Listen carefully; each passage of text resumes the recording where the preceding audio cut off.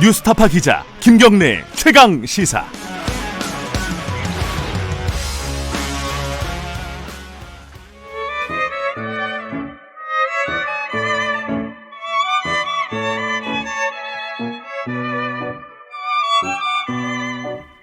김경래 최강 시사 2부 시작하겠습니다.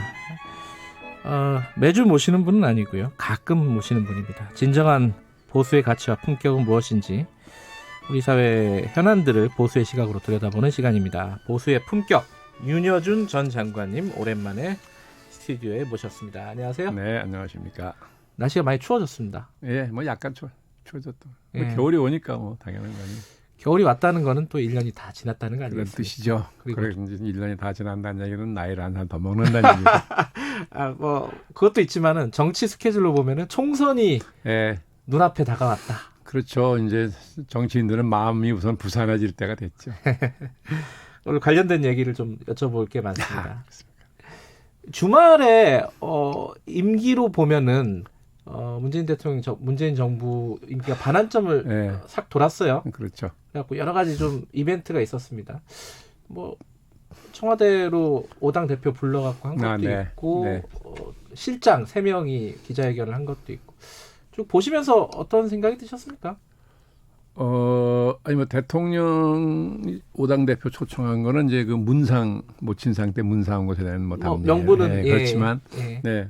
뭐 어쨌든 어떤 명분으로든지 대통령이 5당 대표하고 만나는 건 뭐 좋은 일이죠. 네. 자주 만날수록 좋다고 생각하는데 네. 저는 그렇게 그냥 격식 이런 거 따지지 않고 어떤 현안이 있을 때 대통령이 좀 뵙시다 초청해서 기탄 없이 얘기를 나누고 하면 국정 수행이 훨씬 저는 원활해질 거라고 보는데 예.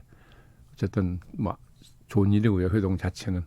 저는 그 청와대 실장 세 분의 기자회견이죠. 네. 저는 보도 내용을 안 봤습니다. 그러세요? 네, 대개 무슨 얘기가 있을지 짐작이 가니까.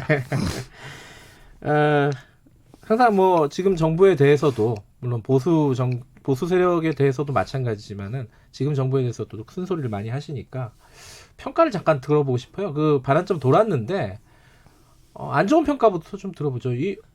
좀 문재인 정부 2년 반 가장 뼈아프게 받아들여야 될 부분이 어떤 부분인지. 뭐 여러 가지가 있는데 네. 저는 이제 이게 대통령이 통합의 정치를 한다고 네. 국민들 약속해놓고 사실 분열의 정치를 했다라고 보는 사람이에요. 예, 그래서 그 대목이 아주 저는 뼈아픈 잘못이라고 생각을 하는데 본인에게도 큰 부담이 되는 것이고 저는 그거와 관련해서 제가 지금 문 대통령께 만약에 충고를 한다 치면 본인의 리더십을 한번 냉정하게 되돌아보라는 거예요. 대통령의 리더십이 어때야 되는데 내가 어떻게 했나. 네. 예, 뭐 제 생각에는 대통령의 리더십 중에 가장 중요한 게 뭐냐면 국민의 신뢰를 받는 거거든요. 네. 국민의 신뢰가 없이는 아무것도 못하는 거잖아요. 특히 민주주의 사회에서는. 네. 그렇지 않습니까? 근데 본인이 대통령이 국민에게 신뢰를 얻으려면 세 가지를 갖춰야 되는데 네. 하나는 우선 제가 보기엔 정직성이에요. 정직. 예. 그다음에 능력입니다. 예. 그다음에 도덕적 원칙이라고 저는 생각을 해요. 우선 이 세 가지를 갖춰야 대통령의 리더십을 국민의 신뢰를 얻어서 발휘할 수가 있는데 본인이 냉정하게 한번 그런 요소를 들여다보면 본인의 리더십을 어디가 문제가 있는지 생각하게 될 거고 그럼 고치면 뭐 임기 후반기 훨씬 좋을 거 아니겠어요? 어디가 문제가 있다고 생각하세요? 세 가지 다 문제가 있습니다. 아 그래요? 우선순위도 없습니까? 우선순위를 뭐 굳이 정할 거 없죠. 근데 그 도덕적 원칙 같은 것도 그동안 국민들한테 비교적 높은 점수를 받아온 편이었는데. 그렇죠. 네, 그런데 이번에 그 조국 사태를 겪으면서 이게 무너졌다고요. 네, 그래서 굉장히 문 대통령이 앞으로 굉장히 힘들어지겠다. 저는 그런 생각을 해요. 뭐 그렇게 말씀하시니까 제가 이제 뭐 반론 입장에서 질문을 드릴 수밖에 없는데 예를 들어서 이제 통합의 정치 그러면은 사실 이제 야당과의 통합이지 않겠습니까? 반대 세력과의 통합일 텐데 사실 야당이 국정에 발목을 잡는다 이런 인식이 강한 것 같아요. 그리고 실제로 그런 측면도 있고요. 그런 상황에서 선택지가 좀 많지 않았냐 지금 정부가 그렇게 반론을 할 수 있을 것 같아요. 지금 뭐 그렇게 정부에서는. 반론하는 분들 많이 계세요. 네. 예, 그런데 이제 발목을 잡는다. 네. 아는 표현은 비판한다는 거하고는 좀 다른 거죠. 야당은 여당을 비판하는 게 뭐 본 임무인데 네네. 발목을 잡는다는 건 비판하는 거하고는 좀 다른 차원이죠. 그렇죠. 근데 네. 그러면 쉽게 얘기하죠. 지금 여당인 민주당이 네. 과거 야당할 때 어떻게 했다고 생각하십니까? 아하. 예? 제가 지난번에 그 언제죠? 청와대 사회 원로 초청 5천 네, 한번 갔을 가셨었죠. 때도 예. 제가 문 대통령이 그 말씀 드렸어요. 예. 예? 예, 한국의 야당은 항상 일정한 패턴이 있다. 음흠. 야당 된 초기에는 늘 선명투쟁을 한다. 네. 예, 후반기에 가서 이제 대한정당 모습 보이는데 네. 똑같다. 지금 여당이 야당할 때도 그랬다. 음흠. 그러면서 제가 예를 드는 게 국회에서 쇠망치, 전기톱, 체류탄까지 등장한 게 지금 여당이 야당할 때입니다. 네. 그 말씀 드렸어요. 네. 예. 그러니까 우리가 야당할 때 어떻게 했는지 되돌아보고 예? 지금 야당을 이해할 건 이해하고 네. 설득은 설득해야지. 예. 그렇잖아요. 예. 지금 와서 야당에 그런 핑계를 대는 것은 그건 이유가 안 돼요. 핑계를 댈 수는 없다. 국정 그런 책임자로서는. 책임자가 안 돼요. 근데 어쨌든 지금 임기 반환점을 돌면서 아까 제가 말씀드린 이벤트는 좀 소통을 강화하려는 측면도 있는 것 같아요. 다음 주에 이제 국민과의 대화도 예정이 네. 돼 있고요. 그런 측면은 뭐 좀 국민과의 소통, 야당과의 소통 이런 부분들이 좀 아니 물론 나아질 거라고 안 보시면- 하는 것보다는 좋은데 네. 우리가 이제 소통을 얘기할 때 네. 대통령 소통을 얘기할 때 역대 대통령들이 다 이 소통이 제대로 안 된다는 비판을 다 받았어요. 네. 이명박 대통령도 그랬고 박근혜 대통령도 네. 그랬잖아요. 불통 대통령이라고 들었잖아요. 근데 대통령이 나는 모시는 분들이 이 소통이라는 걸 저는 잘못 이해하고 있다고 생각을 해요. 뭐냐 하면 대통령이 국민하고 직접 소통하는 건 물리적으로 절대 쉽지 않습니다. 네. 그러면 대통령이 가장 크고 활발한 소통 창구가 어디냐? 집권 여당이에요. 네? 집권 여당이 전국 조직이 있잖아요. 네. 수많은 국회의원이 있고. 네. 그러면 자기 국민을 유권자를 향해서 국민을 향해서 대통령과 정부의 국정에 관한 설명을 하고 지지를 얻는 노력을 하는 거잖아요. 네. 예. 그런 과정에서 또 민심을 들어서 그걸 모아가지고 대통령과 정부에 전달한단 말이죠. 네. 쌍방통행이잖아요. 이게 소통 아닙니까? 소통 일방통행이 아니잖아요. 네. 쌍방통행이 소통인 거지. 그러면 집권당이 이렇게 그렇게 활성화시켜주면 활발하게 국민하고 소통을 한다고요. 예. 그런데 예외 없이 어떤 대통령도 취임하고 나서는 여당을 완전히 무력화시켜버려요. 네. 그래서 항상 대통령 기색만 살피고 추종하게 만든다고요. 그 여당이 힘을 빼버리니까 여당이 그런 대국민 소통 창구 노릇을 못해요. 야당도 인정을 안 해요. 네. 예. 그럼 어떻게 되느냐? 야당이 바로 대통령하고 상대하려고 그러죠. 정치적 부담을 더하게 돼요. 소통이 안 돼. 아니, 대통령이 어떻게 물리적으로 국민하고 매번 소통을 합니까, 직접. 예. 그러니까 저렇게 뭐 텔레비에 나와서 시민들하고 만나서 기탄 없이 얘기하는 거 소통의 하나의 방식이죠. 네. 그러나 그게 주된 소통은 아니라는 거예요. 그러니까 집권당을 활성화시켜주면 상시적으로 소통이 이루어질 텐데 이걸 가장 크고 가장 효과적인 창구를 막아놓고 대통령이 직접 소통한다. 이렇게 생각하지 말라는 거죠. 소통이라는 그게 아니라는 거예요. 그것도 지금 여당의 문제, 그 민주당의 문제라기보다는 청와대의 문제라고 보시는 그렇죠. 거죠? 대통령이 힘을 안 줬으니까. 알겠습니다. 이 얘기만 하다 보면 또 끝날 것 같아가지고 보수 쪽 얘기도 좀 해볼게요. 지금 황교안 대표가 네. 빅텐트, 보수 대통합 얘기를 하고 있습니다. 지금 특히 이제 유승민계 말하자면 이제 바른미래당의 일부와 이제 합치는 부분에 대해서 굉장히 구체적으로 얘기가 오가고 있어요. 잘 되지는 않지만은 네. 일단은 제가 궁금한 거는 가능성이 어느 정도라고 보세요? 이게 패스트트랙인가 거기서 그 연동형 비례대표제가 이제 통과되는지 안 되는지가 굉장히 중요한 저게 되는 거 아닌가요? 요인 되는 거 아닌가요? 예. 네. 그건 12월이니까 그죠? 네. 아마 그걸 다 지금 기다리고 있는 거 아닌가요? 이제 뭐 요새 신문 보도를 보면 네. 황교안 대표가 통합에 대한 태도가 네. 그렇게 적극적이지 보이지는 않던데요. 지금 같으면. 아, 윤 장관님 예. 보시기에는. 예, 왜냐하면 예. 통합을 하겠다고는 하는데 예. 썩 적극적으로 하는 것 같지는 않은 것이 제가 예. 볼 때는 그 패스트트랙 결론이 어떻게 나는지를 기다려보는 것 아닌가 그런 생각이에요.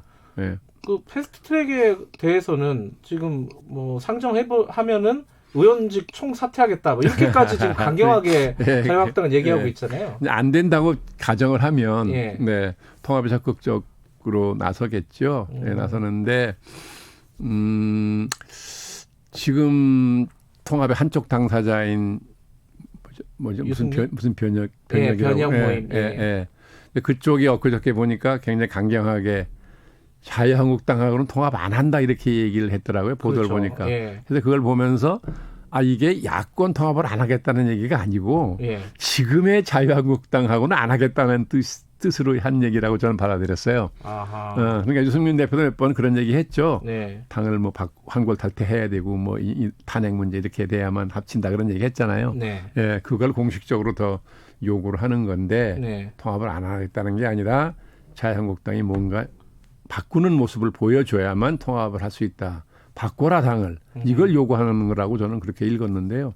아직은 아마 황 대표가 모르겠습니다. 당내 사정이 어떤지 제가 자세히 모르지만 예, 그런 준비를 확실하게 하고 있는 것 같지는 않고.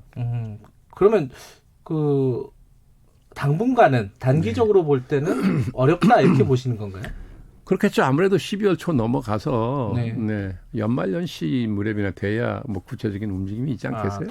총선이 더 코앞에 와야지 움직일 그렇죠. 것 같다는 지금 어차피 거네요. 정기국회가 진행 중이고 네. 법안이 걸려 있으니까. 네. 네. 결국은 근데 할 거라고 보십니까?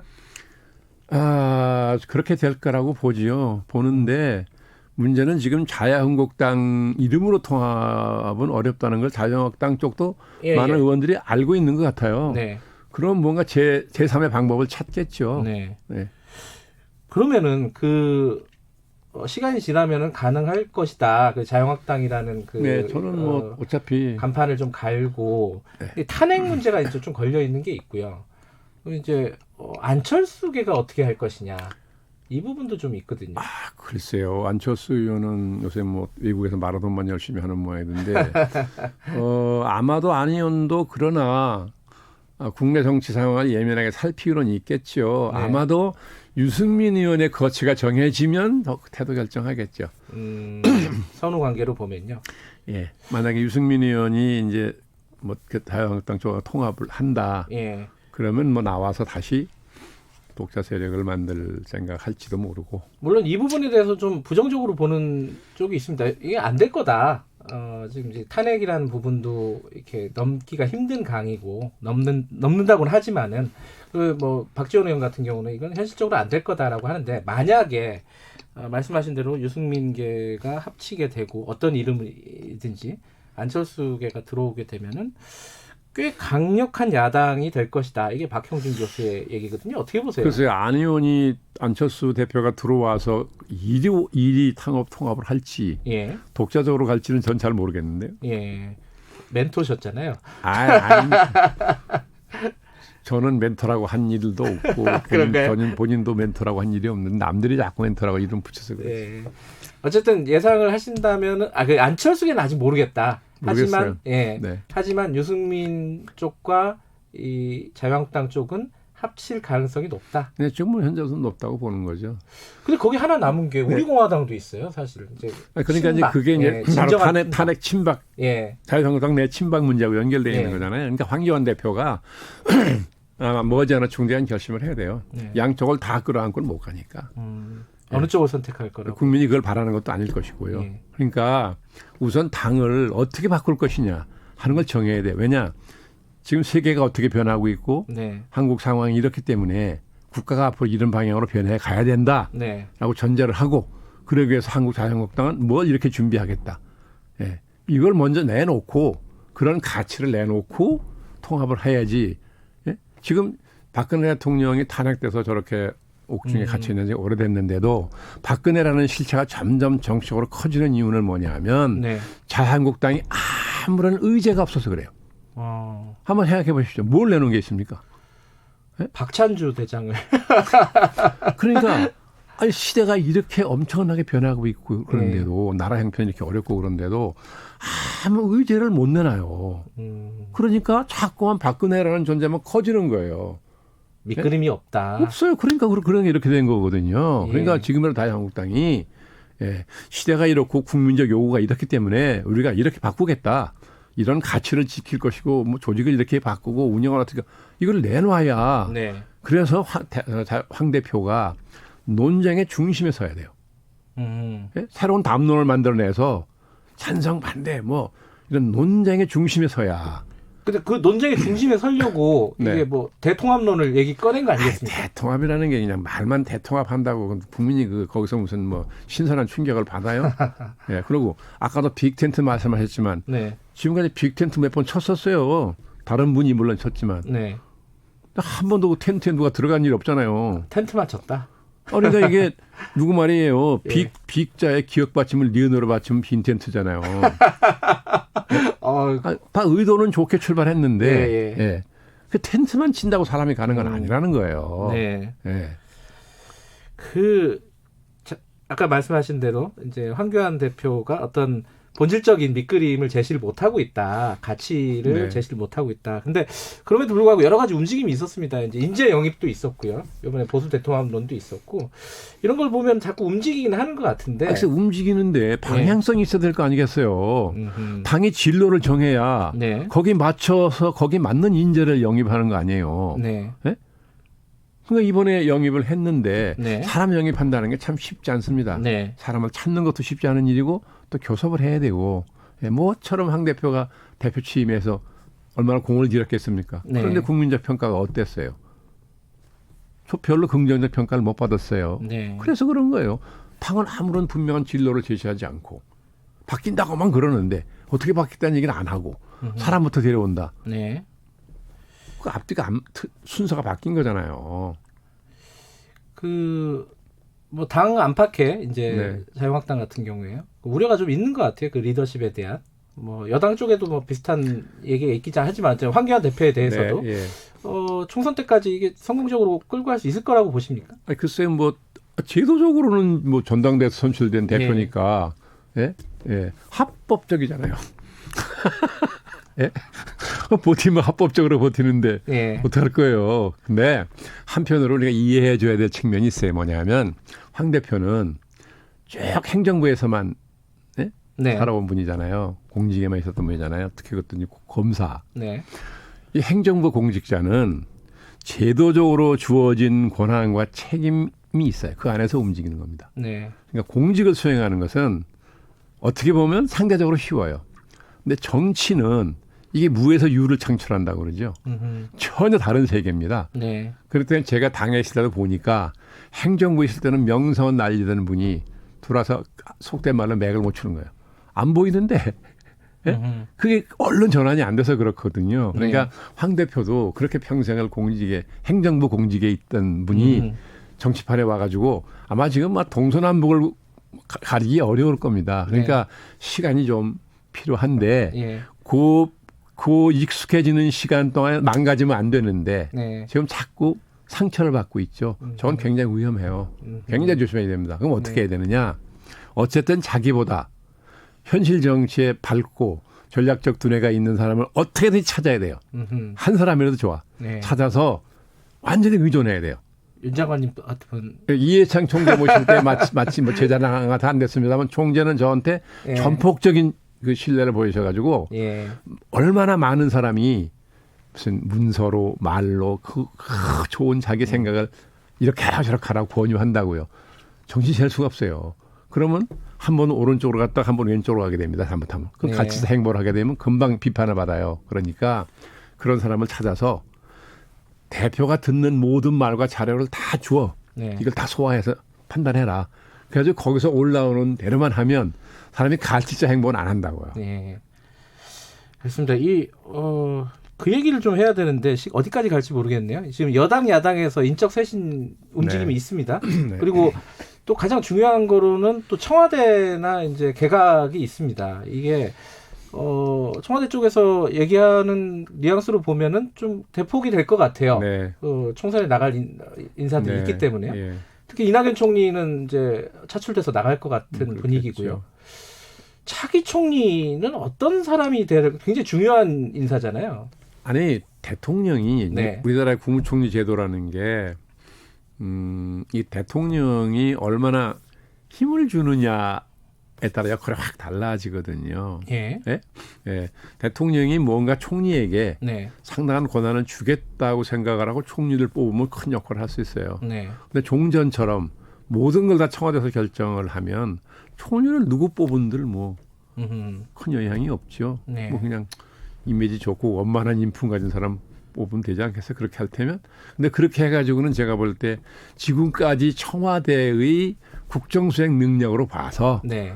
그렇게 또 무난한 총리 뽑아가지고 청와대가 다 결정한다고 하면 아마도 문 대통령 임기 후반기는 정말 어려워질 겁니다. 어떤 총리 좀 구체적으로 떠오르시는 분이 있습니까? 이건 상식적으로 판단하면 된다고 생각하는 게 예. 지금 우선 경제가 굉장히 어려워요. 네. 예, 뭐 대통령은 아니라고 그러지만 뭐 위기라고 얘기하는 사람이 많아요. 네. 그럼 우선 지금 경제적으로 이 어려움을 극복하는 게 우선 과제입니다. 음흠. 예, 경제는 민생이기 때문에 네. 그래서 이게 아주 국정의 우선순위거든요. 그러려면 경제에 전문성이 있는 총리가 필요해요. 네. 예. 근데 전문성만 있으면 뭐 학자면 되게 예? 그렇지 않다고요. 국정 수행 경험이 있어야 됩니다. 왜냐하면 정책이라는 게 앉아서 생각할 때는 이론적으로 예. 가장 최선의 정책이라고 판단되는 게 예. 정책을 집행해 보면 역효과가 나는 경우가 많아요. 네. 현실이라는 게 그렇다고요. 예. 그러니까 그런 경험을 해본 사람이래야 그런 실수를 안 하거든요. 네. 그러니까 국정을 수행해본 경험이 있어. 예. 그리고 경제 전문성이 있다. 그 다음에 이런 어려움에 두려움을 갖지 않고 극복할 수 있는 뭐 용기랄까, 배짱이랄까, 뭐 이런 게 있는 사람을 찾아야죠. 아까 말씀하신 그리고 뭐, 힘을 줘야죠. 예, 또 통합의 정치를 또 예. 이끌어갈 수 있는 사람일 텐데 그 많이 얘기되는 분 중에 한 분이 또 김종인 씨예요. 뭐 우리나라 인재가 뭐 많지 않으니까 예. 뭐 두드러진 분 중에 하나죠. 뭐 그분도. 가능성이 있다고 보십니까? 가능성까지 제가 뭐라고 얘기하기는 조심스러운데요. 그러면은 적격이라고 보십니까? 저는 뭐 그분의 능력이나 그 품성으로 봐서 지금 우리나라에서는 그분을 능가할 만한 분을 찾기는 어렵지 않나 싶은데. 아까 말씀하신 전문성이나 경험, 예, 뭐 이런 그러니까 문 부분들. 대통령이 뭐 개인적으로 좋아하건 안 좋아하건 네. 친하건 안 친하든 그런 거는 문제시하지 말라는 거예요. 음흠. 누가 적재적소냐 이것만 찾아라는 거죠. 박근혜 그 캠프에 계셨었죠, 김종인 씨가, 그죠? 그러다가 나중에 민주당 가셔서 예. 대표로 선거 총선 치러서 이겼잖아요. 양쪽 다 아우를 수도 있고. 그러면 예. 어쨌든 또 생각나시는 분 있으십니까, 김종인 씨 말고? 아이 뭐 이런 자세 그런 얘기하는 게 제가 주저넘은 일이라서. 네. 그분밖에 생각이 안 나신다는 뜻으로. 농담입니다. 오늘 말씀 여기까지만 드려야겠네요. 네. 고맙습니다. 수고하셨습니다. 예, 보수의 품격 윤여준 전 장관이었고요. 김경래 최강시사 2부는 여기까지 하겠습니다. 잠시 후 3부에서 뵙고요. 일부 지역국에서는 해당 지역 방송 보내드립니다.